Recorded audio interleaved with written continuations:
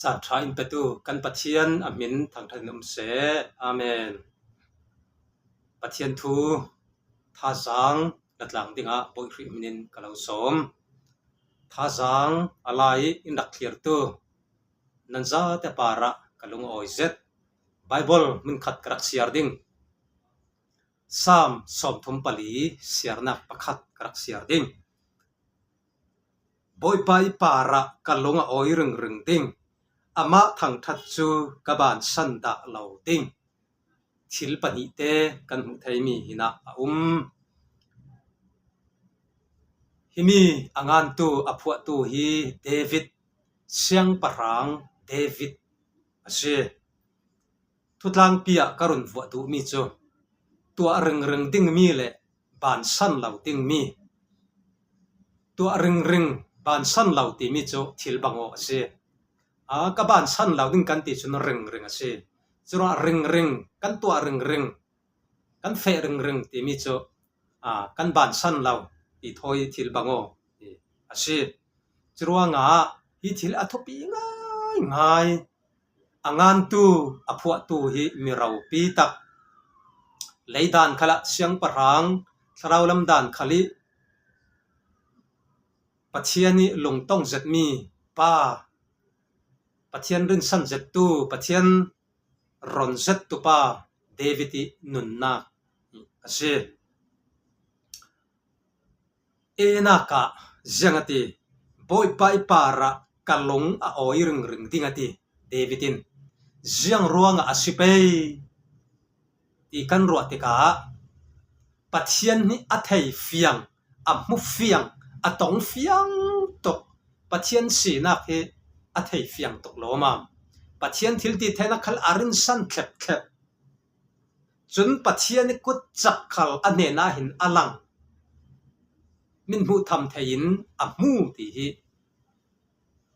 afiang zet churuanga boy pai thatna tep nga tu nun pi nga tu athlaso siar rau tu chau re rau tu tharau mi zet asiruanga boy pai par kalunga oi reng ting ati pathian para lunga oi reng ol lau zet ding harsana kan ton chan khala boy pai para chulung oi reng atul sikho nung nun nak me na chun har vyo ding ha ko harsanak pia tana kan para le mi na ki thleng che in bang ta se la pathian para kan nung oi reng thai ke mo ralin in thattum re rau in doi re rau in kul in bang ta se la boy pai para kan nung oi thai ke mo afa kan si thau si mi piang thar kan si thau si in chiat tong ning na tong bang ta ola nang te na tongi pathian para lung oi reng thei mo lung oi thei reng tu na se siang parang David chun boy pai para kalung oi reng ting tia ati awathu pm anu ni sin zir thai mi tampi kan nei chwe ken nang le kai khal boy pai para lung oi reng ding lung oi thu sim reng ding hi kan se boy pa ka lung oi ti men atok labi chui kan lung oi nak chu khen reng lung oi thu sim reng polin Thessalon chakwat kan jaw sile khana kan mu thei zum tu pon nen akwat mi Thessalon chakwat pakhat bunga hlei riat kan jaw sile ziang vek tin mun kha lung oi thu simu ati zum tu pol chun ziang vek kan ton khala ziang vek tin mun chan tik chu khala boy pai par lung oi reng ding lung oi thu sim reng ding har satna kan tong kan tuar asi khala boy pai par an lung oi thau ding lung oi reng ding lung oi thu sim ban san ngi kan si rem lau lung oi kan ton longa lung oi thu sim ning kan si lau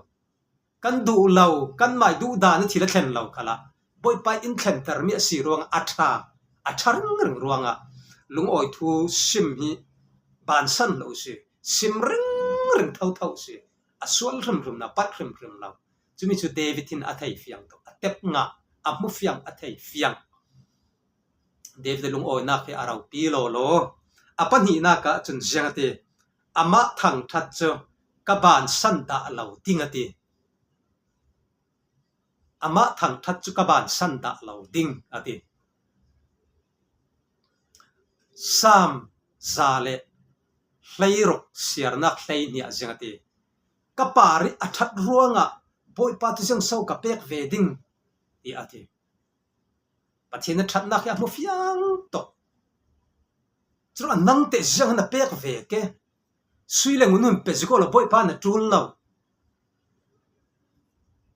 tangka hun peziko la boy pa he hun peziko la boy pa in khami kha indil khermi asilau direct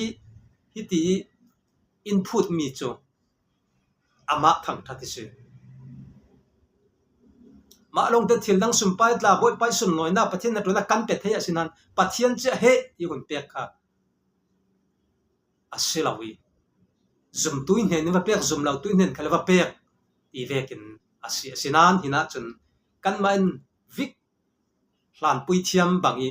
kan biak po thaina thlang tak kan biak thaina ki ama thang that chruanga ama thang that hi ban san lo se sam hlei thum siarna paroka boy pa chu la in ka thang that ding tia ati chro boy pai that na athei fiang tu chun la in boy pa hi an thang that se